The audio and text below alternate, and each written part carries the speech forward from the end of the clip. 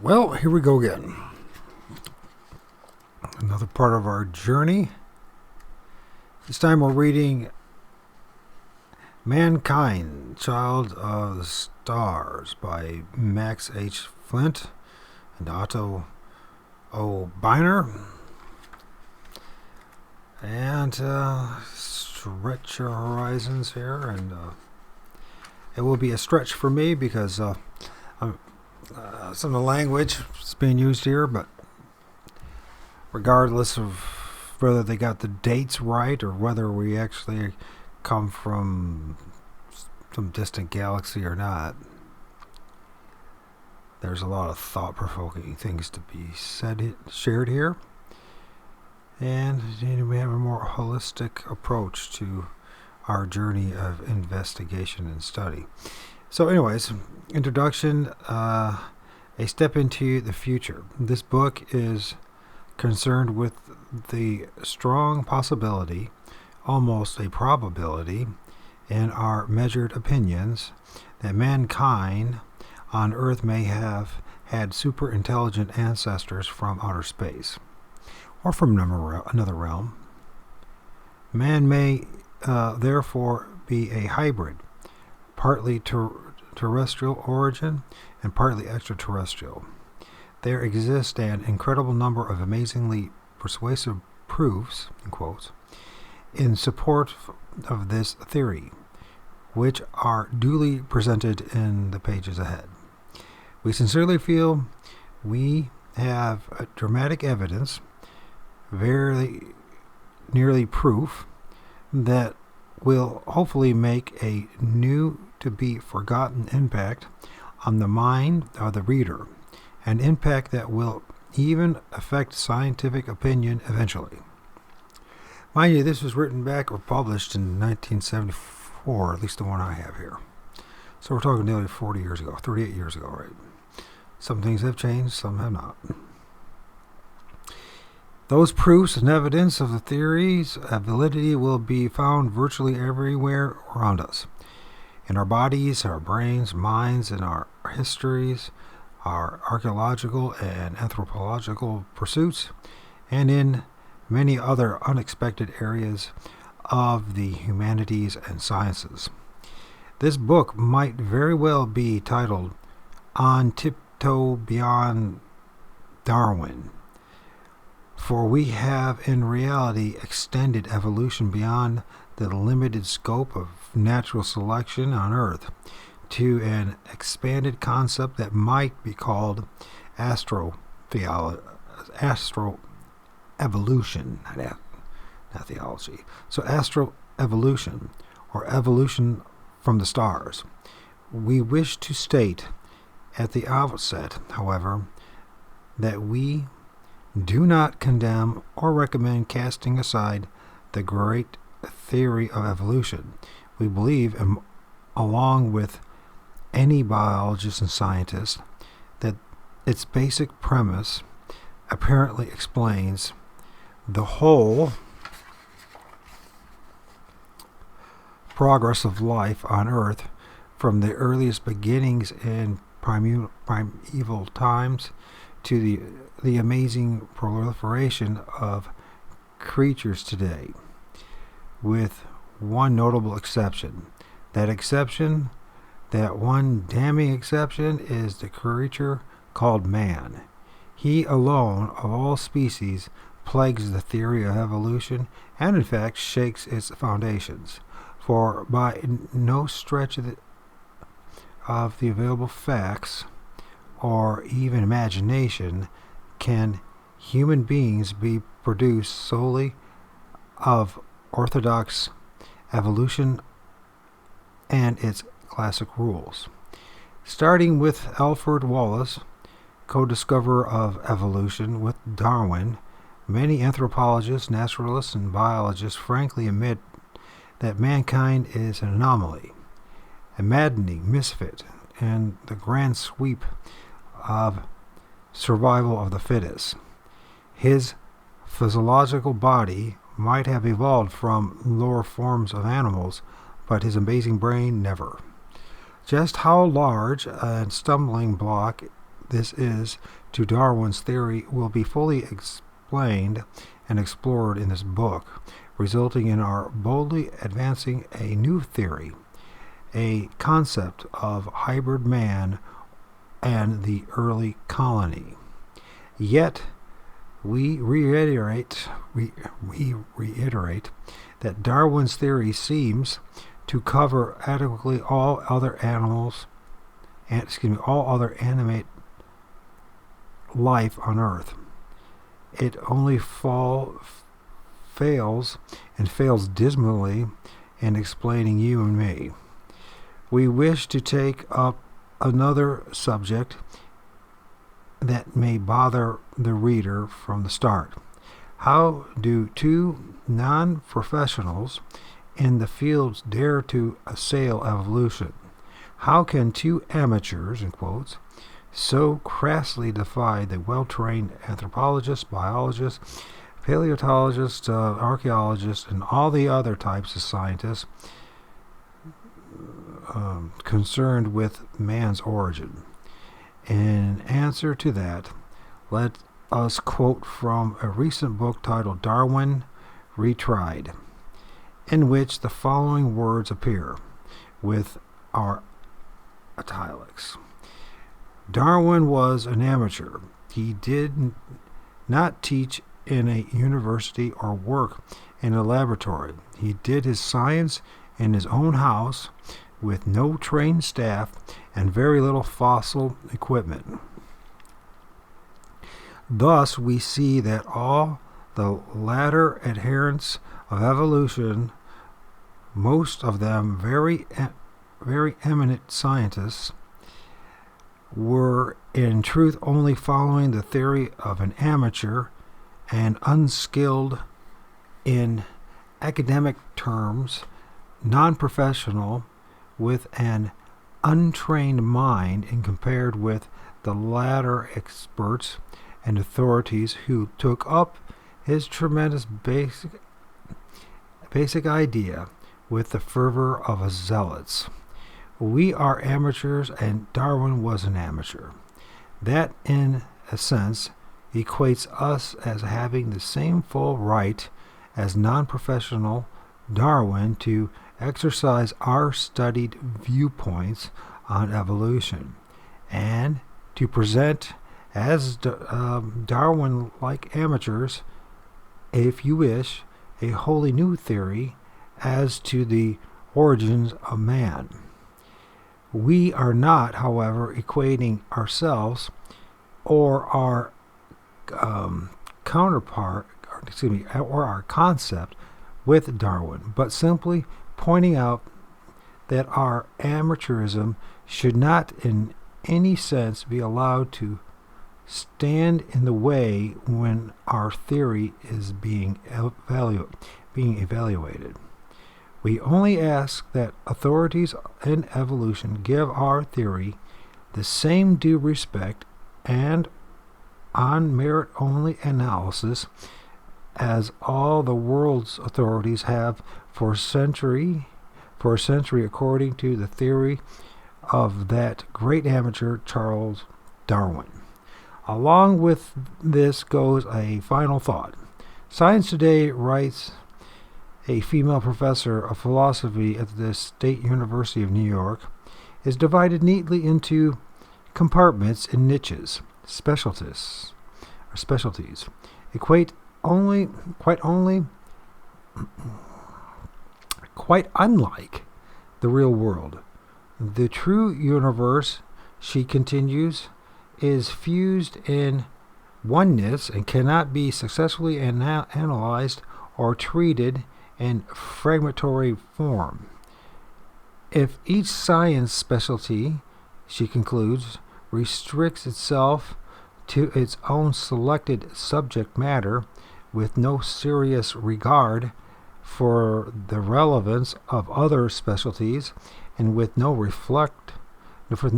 effort toward synthesis, what chance is there for any coherent and integrated master theory ever emerging? The key word is synthesis, and her plea is, I don't know what, I know. Small print in my dyslexia is getting away, sir. But I'm going to keep pursuing regardless. So, the key word is synthesis, and her plea is for an interdisciplinary. So this is what I try approaching this whole topic about Bigfoot and all this stuff, is to have an interdisciplinary. I can't say the damn word now.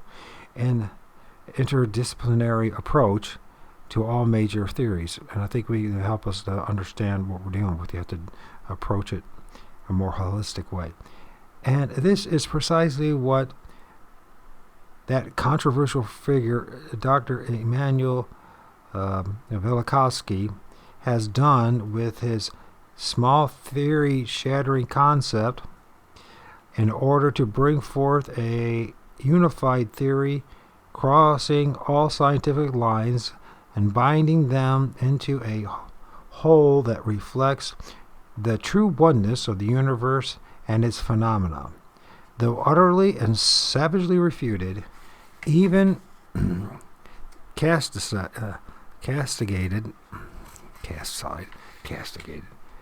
by the scientific fraternity in 1950 when his first book came out, Velikovsky today has been vindicated over and over by new scientific discoveries he predicted through his catastrophism theory.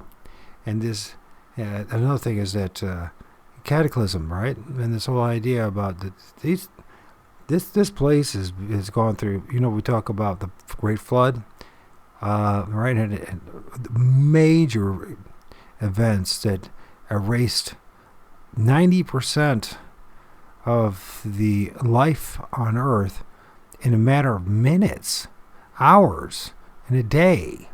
Not 140 days, or whatever it is, 150 days or 40 days, depending on which version you wanted. The flood out of the Bible. We're talking within a day, the whole damn place being rocked. Yes, indeed. Velikovsky today has been vindicated over and over again by new scientific discoveries that are predicted through the catastrophism theory. Notably, he predicted the planet Venus to be unbearably hot, and was subsequently and astonishingly proved right by the Venus space probes of NASA. Of course, we can't trust NASA, nor do I believe everyone's in Venus. That's another topic. Velikovsky had this to say about the theory of evolution recently. Quote, "Most controversial is the evolutionary question. I have done a great deal of work on Darwin and can say with some assurance that Darwin did not derive his theory from nature, but rather superimposed a certain philosophical worldview on nature, and then spent 20 years trying to gather the facts to make it stick." Also, don't forget the Illuminati, and don't forget the, what else? The Fabian Society, and don't forget the Round Table, and don't forget he was an insider. So, it is documented that to date, Velikovsky's scientific predictions have never once been proved wrong, and thus his disparaging viewpoint on evolution must be taken seriously. He might also be, it noted, blast our theory in this book if he saw it, but at least we do not have to make a sacred cow out of Darwin's theory as if fully established. Velikovsky had a telling answer for his success to the scientific fraternity, that when one looks at all the evidence without restricting oneself to the limited number of so-called facts, usually considered so by one group of specialists, it becomes possible to make a strong case for catastrophism or in any other revolutionary concept.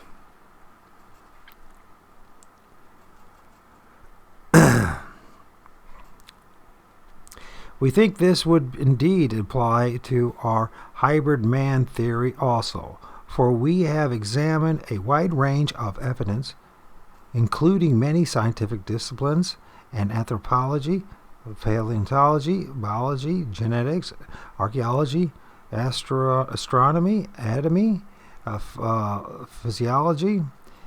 The full list is even larger, and believe we have found a miraculous common denominator in all their phenomena of anomalies. We are thus using the above recommended interdisciplinary system with the aim of presenting a coherent theory that will stand the test of concerted research by others, and thereby let science take one more step forward, as it always must. The oneness of the universe and of life everywhere, that is what we have strived to bring to light by our own theory of hybrid mankind, being part of the colony largely established by extraterrestrial beings of a humanoid type, which I'm thinking is actually what looks like Bigfoot. Something that looks like a Bigfoot. Perhaps a truly shocking theory, as shocking as when Copernicus wrenched Earth out of the center of the universe. But has truth through the ages ever been less than shocking? Max H. Flint and Otto O. Beiner. This should be an interesting part of our journey, to say the least. A lot of things, even things I believe, will be challenged. But it's okay. If you're after the truth, and if you're wrong, you're going the wrong direction, then correct yourself. You know, the Bible talks about it. They call it repent. It means change your mind. Change your direction. And that is the necessary steps in order to find truth. Chapter 1, Evolutionary Clues. In 1925, at Dayton, Tennessee, there occurred one of the most dramatic trials in courtroom history. John T. Scopes, a school teacher, was charged with teaching Darwin's new theory of evolution in fundamentalist Tennessee. This was illegal. Clarence Darrow, his lawyer, was unable to win an acquittal against the fierce oratory of William Jennings Bryan. In essence, the court said man is not descended from the monkeys. Nevertheless, the theory of evolution eventually became universally accepted around the world. You see why the controllers over at Laurel Canyon created the band The Monkees. Sure they did. But the battle is not yet over. In November of 1969, the California State Board of Education declared that new textbooks must include all theories of the origin of man. This is how it should be, including that of the Bible, creation, and that children will also be allowed to learn the spontaneous generation concept, I think, of Aristotle. I think he had a point there. Panspermia, spores from space, could be, theory, and I don't know how to pronounce the name, Savante Arrhenius, and others. The significant point here is that Darwin's theory of evolution has apparently failed in more than 100 years to establish itself without question. Why? It's time now for a new theory to replace, or at least significantly modify and expand Darwin's evolution theory. Decidedly so, the authors of this book feel there are various categories of clues which shall constitute the chapters of the book. Since evolution's debut, many new discoveries have been made in the field of science. It is now possible, in light of these discoveries, to develop a new leap forward in evolutionary theory, a leap as fantastic as Darwin's in its time. But before delving into the new and revolutionary two-part theory presented in this book, let us briefly examine some of the perplexing unknowns about early life. Perplexing unknowns about earthly life that today remain unexplained by science, and that we hope to explain through application of this new theory, which, quote, tiptoes beyond Darwin, end quote. 1. Explosive beginnings of life on Earth, 500 million to 600 million years ago. That number is just conjured up, by the way. They don't know how old this place is. We don't know how to explain the fact that we have no fossil record of the beginning of the primary classification of early marine life, which preceded dry land life. Sponges, sea lilies, starfish, worms, water fleas, brine, shrimp, clams, and others. These genera, groups of related species, appear suddenly in the sedimentary record. We cannot find any fossil that reflects their step-by-step evolutionary development. Why don't these fossils exist? The following paragraph is from current authoritative literature. The still deeper mystery concerns the advent of life itself. The initial rung on the evolutionary ladder. Paleontologists still wonder why fossil evidence of life on Earth appear abruptly in rocks in the Cambrian period. The Cambrian period, 500 million to 600 million years ago. Why are there so few traces of life in the Precambrian, which lasted 1.5 billion years, supposedly? Almost 1/3 of the total age of the Earth, supposedly. Cambridge life was not merely incipient.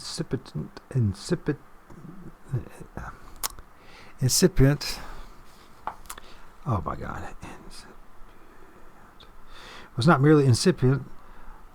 It had already evolved into most of the primary classifications known today. The above deals with early invertebrate life only. The oldest vertebrate fossil found so far is in the form of footprints, paw prints only, discovered in southeast Australia. The vertebrate creature who made them existed in the Devonian times, some 350 million years ago, supposedly. Only two primitive types of floral life that existed in the Precambrian era have left a fossil record.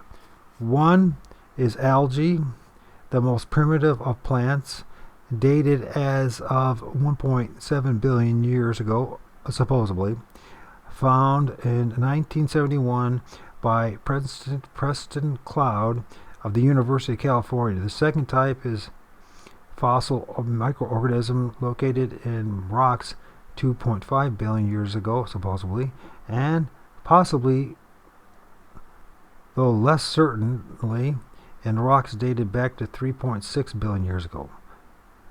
If you believe that.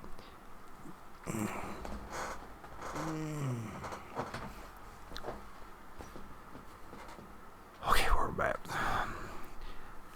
Are they the progenitors of every later earthly species of life?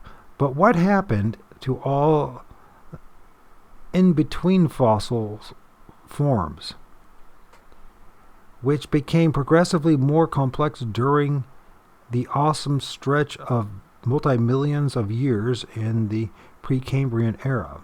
Why are all these evolutionary life steps missing until there abruptly appear comparatively highly organized species at the start of the Cambrian era, only 500 million years ago, supposedly? From mere one-celled creatures, including algae, to worms, sponges, starfish, and clams is quite a jump. The latter cannot be a second generation of species, but thousands or millions of generations. And all the generations in between are the missing links of marine life. Darwin himself was bedeviled by this baffling riddle. To question why we don't find rich fossiliferous deposits belonging to these assumed earlier periods prior to the Cambrian system, I can give no satisfactory answer. That was a quote from Darwin. 100 years later, a noted newspaper wrote that the, quote, chief puzzle, end quote, in the life record of ancient Earth is how 600 million years ago the basic divisions of species of plants and animal kingdom had already suddenly appeared. There being no earlier fossil record, this meant the first part of the evolutionary history is missing. Obviously, we have a major biological discrepancy here, one that cuts at the roots of the theory of evolution. If no orderly ladder of life can be found through some 3 billion years since the first genesis of primary living cells, all further evolutionary patterns in the Cambrian era and onward tend to be undermined. The laws of evolution, it seems, have fallen down right at the inception of all earthly life. We will later give a daring explanation for the missing fossils and the abrupt emergence of highly developed species of marine life. 2. Why is it that an analysis of the 6 spreading movements of primitive man indicate that 3 of these spreading movements have come from Asia Minor? Why are there men with white, yellow, brown, red, and black skin? Why is mankind a mixture of breeds and his outward form, almost as diverse as the breeds of dogs, whereas all wildlife is relatively uniform within its own species? 3. Unexplained greater size of brain of the prehistoric man compared to modern man. The race okay, I'm gonna have to. Can I get that? I can't never pronounce that word. Aragonation. Most of the finds depict animals and dates from the Aragonation period. Okay, where the race Aragonation or Cro-Magnon man that possibly swept away Neanderthal man approximately 35,000 years ago in Europe had a larger brain case by 100 cubic centimeters than modern man. And we don't even know about the 35,000 years. That's another thing. Yet it can be much sooner than this. Much more sooner. Yet there is nothing whatsoever to indicate that Aurignacian man, Cro-Magnon, had more intelligence than modern man. And where in the first place did this huge brain case, 3 times the volume of a gorilla's, come from? The lack of explanation for man's greater intelligence arises out of strict evolution. All of the lesser animals, dogs and cats, horses, elephants, and others, had the same number of years in which to develop. By evolution's natural selection and mutations, or both, the surpassing intelligence possessed by man, yet man alone achieves this. Why, how, the evolutionists don't know. An illustration of this dilemma taken from current literature follows. And 2 great mysteries of evolution remain. The first involves the origin of man, the unique, tempestuous, rational, passionate, aesthetic, irascible, proud, anxious, tool-making, trouble-making animal that has dominated the planet for the last 500,000 years, to the anthropologist and the evolutionary line of descent leading descent leading from man's dark beginning down to Homo sapiens, seems physically continuous, held together here only by a segment of skull, thereby a crumbling jawbone. Yet the point of man's emergence as a human being, the threshold he crossed to enter the realms of self-awareness, the moment of his attainment of personality and spirit, these are still shrouded in the shadows of the prehistoric past.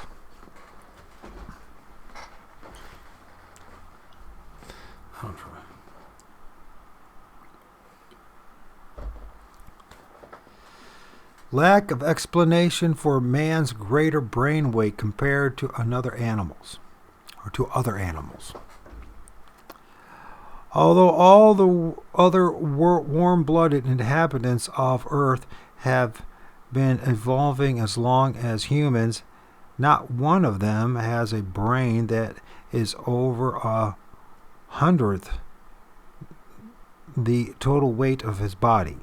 The sole exceptions are the hummingbird at 1/29th, and the chimpanzee at 75 or 75th. That's 1/75. Man's brain, on the other hand, is 1/30th. That's 1/30 of total weight.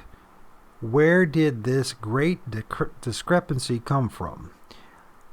Number 6. Why is it that man is unique in so many ways among all primates that roam the world? Man possesses relatively no body hair, nothing compared to the thick pelts of gorillas, chimpanzees, and monkeys. This is not a result of wearing apparel. For Aboriginal tribes such as the Australian Bushmen, who have existed for geological eras, wear virtually no clothing and yet are as hairless as modern man. In turn, why does man alone have a top notch of hair that is never exhibited by the great apes? Also, why is man alone of all earthly creatures able to shed copious tears?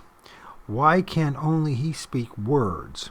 Why is the human female unlike all anthropods as well as other animals in heat uninterruptedly? and heat uninterruptedly. In other words, a woman can have a baby anytime, pretty much, is what they're saying. Why can humans alone smile? Why does only our species of naked ape have no diastemata? I know I'm not saying it right. It's either diastemata, which is the spaces between your teeth. Or whatever, something like that. If I can't spell, I can't spell. We got a point. I mean, if you cannot pronounce it, I can't pronounce it. We got the point. And why does man display 312 distinctive physical traits that set him uniquely apart from his so-called primate cousins? Number 7, the tool riddle. Why were shaped tools invented and used solely by all species of early ape men, hominids, but never by any other animal, including the pogids, true apes? 8, the civilization mystery. Why did the Homo branch of Neanderthal man and Cro-Magnon, who had brain cases larger than modern man, never through a period of 60,000 years create civilization, living instead as brutes? Some people think that that's what Sasquatch and Bigfoot is. I think that's what we're going to get here. So then there's a possibility. You never know. I think we're dealing with something much deeper than this, though. So you can't put anything in. You got to be open to all suggestions to get a bigger picture. So 9, the intelligence enigma. Why did civilization spring up with an abruptness and anthropologists gasp and anthropologists gasp to this day? How could mankind change from a Neolithic savage who was a nomadic hunter to a social being with villages and agriculture overnight, so to speak? What can explain the skilled map-making art prior to Columbus, exemplified by the astonishing Piraeus map that shows accurate detail of South America and Antarctica? Of Antarctica, mind you, before the last ice age, some 10,000 years ago, allegedly 10,000 years ago. Where did the ancients, as long as 2,000 years ago, learn an advanced form of mathematics that allowed calculations of the Earth's size and pinpoint the eclipses of the sun and moon?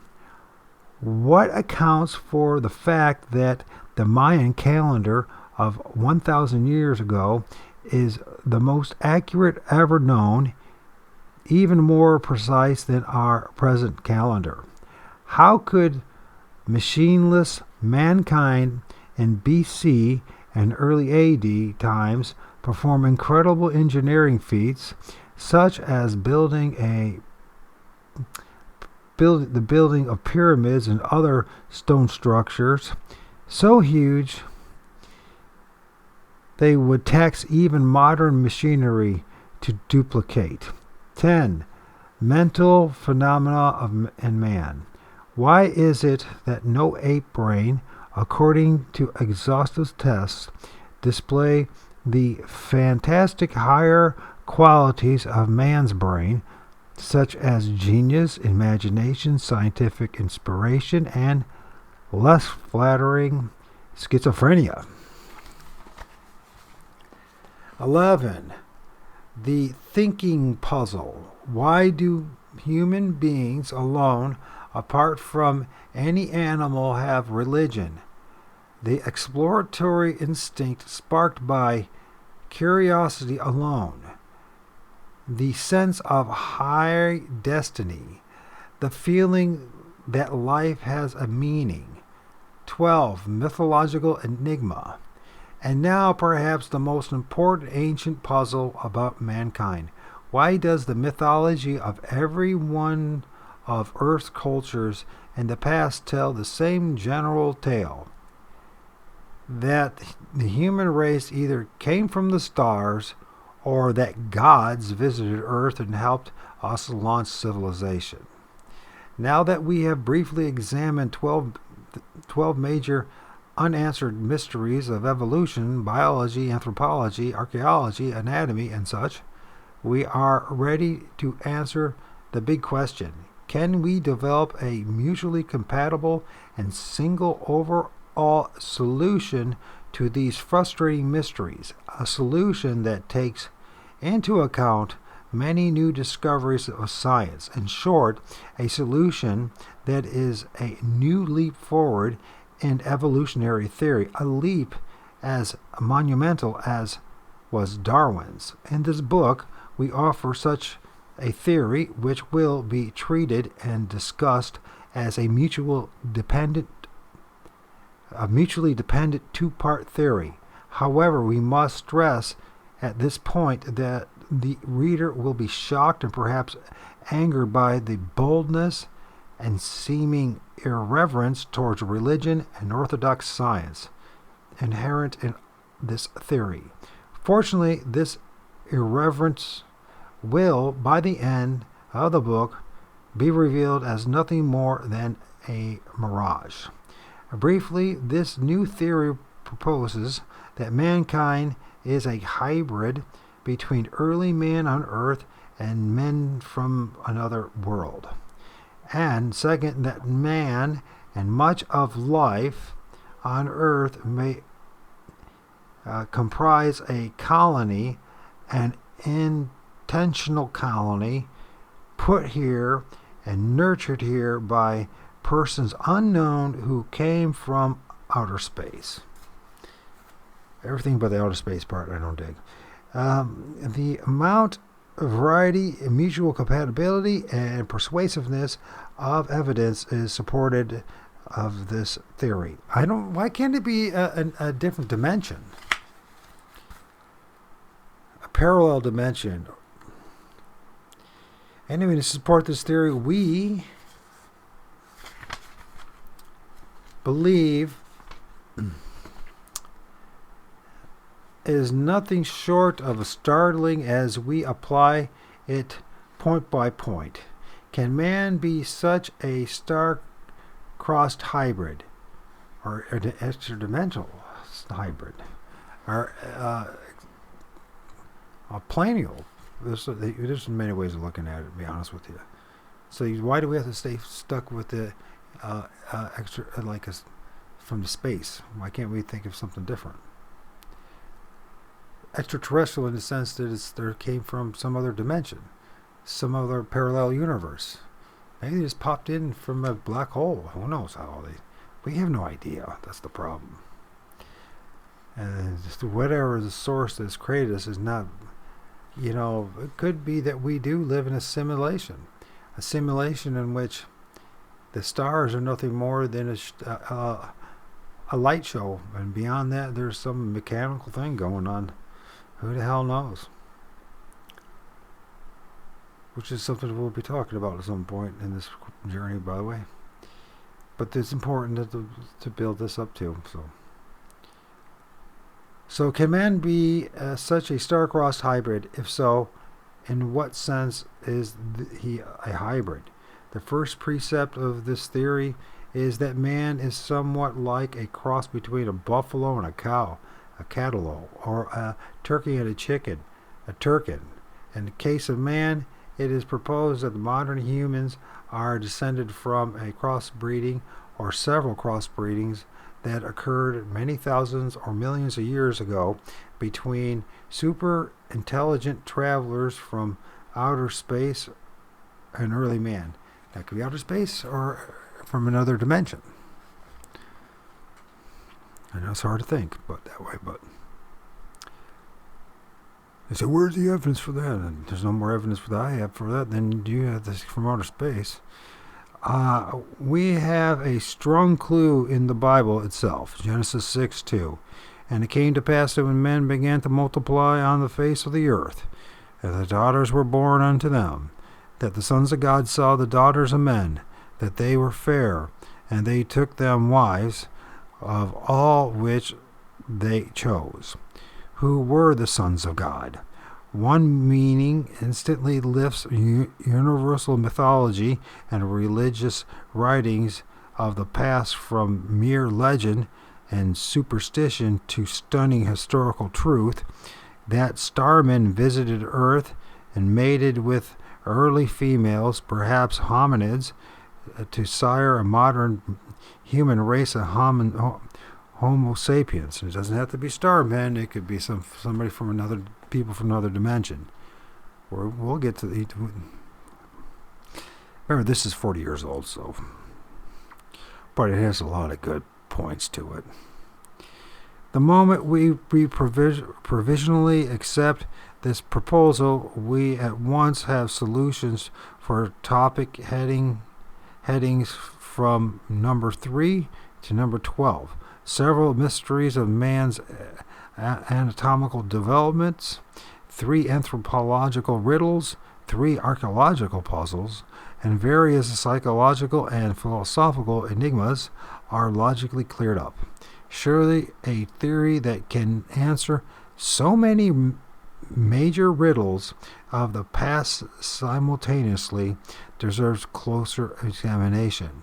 Here's how, for example, this theory explains the questions raised under the topic heading 3. Many anatomists agree that man, evolving from the present day onward, will probably have a larger and larger head, a brain in the future. Presumably 500,000 years from now, we could have a 1,000 or 1,800 cubic centimeter brain case instead of our 1,300 cubic centimeter brain case. Since Stars and Man by Dr. Harlow Shapley explains how perhaps half of the inhabitants of the universe have been civilized or more completely evolved than we, by millions of years. The assumption is that space travelers successfully crossbreeding with early Homo or hominid species by virtue of mechanical knowledge a million years ahead of ours would bring to Earth larger heads and brains, plus the potential for the development of a relatively vast intellect. Further, this explains why man's brain is much larger in weight ratio to the rest of his body, as compared to brain to body weight ratio of lower animals, the latter but not the former conforming to the classic patterns of evolution. At this point in the unfolding of our new theory, it seems wise to indicate that nothing now known about man or his history precludes his arriving at his present state of intellectual and physical development via the hybrid route, as compared to the currently accepted evolutionary route. In fact, we know of nothing in genetics that can produce so many sustained, rapid, and tremendous mutations in a species as have occurred in man, except enforcement hybridization. Getting tired here. hybridization. Hybridization. Dang it. Probably might be a good place to stop. Part 1. Let's see where we're at time-wise. Yeah, it's a good place to stop. So there we go. Part 1 of Mankind, Child of the Stars. Now, we know that people are astral projected. We know that people are out-of-body experiences. We know that there's something wrong with us and where we're at. I mean, it's pretty clear that we are some kind of hybrid, and it's pretty clear that we don't quite fit here. But how did it happen? We assume it came from the space, but what if what we're looking up there, what if, probably nobody's watching anyways, but I'm right now, I'm moving my cursor, and there's the stars, and the Milky Way and the stars, right? What if that's nothing but a big freaking light show? What if the Truman Show is real? What if we really do live in a big enclosed system, whether it looks like a blood vessel or it looks like some kind of nucleus to some whatever, or it's do we live in a snow globe or whatever? They have no idea. They have no idea what this place looks like. I'm being honest. I haven't seen the damn thing, and I probably never will. Unless somehow I get high enough above, maybe the other side of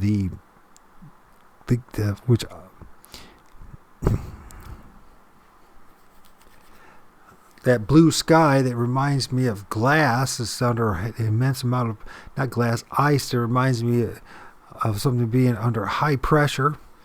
High pressure, if you look at Antarctica, I mean, it shine a light through it, it turns sky blue.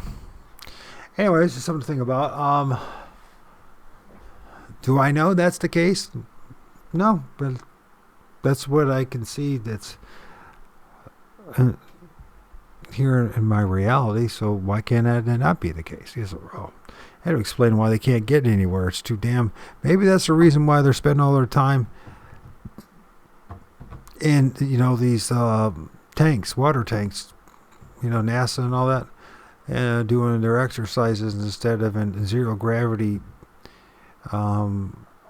which obviously, being underwater like that has, and supposedly in a place where there's zero gravity out in space, they're going to be, the environment is going to behave and influence diametrically opposed.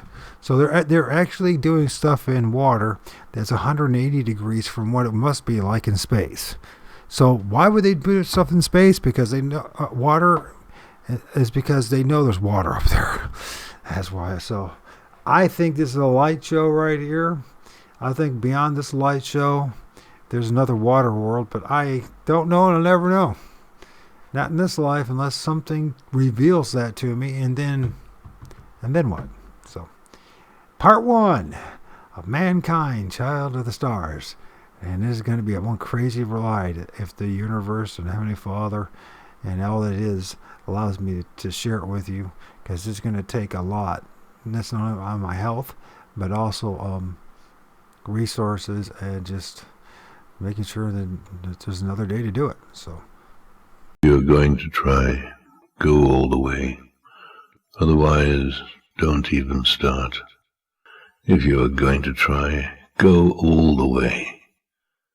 This could mean losing girlfriends, wives, relatives, jobs, and maybe your mind.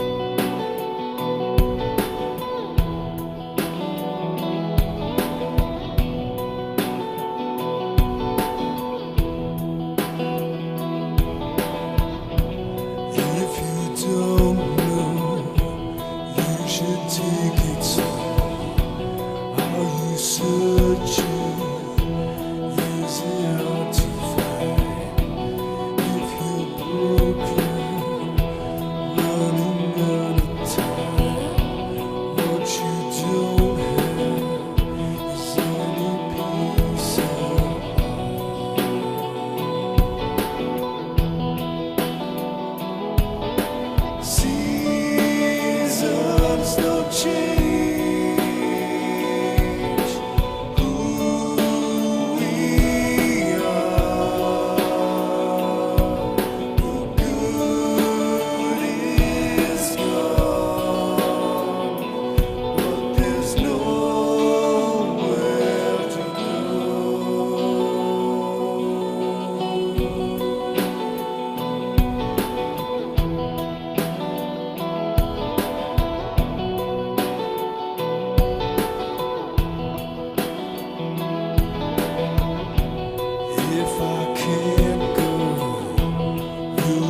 take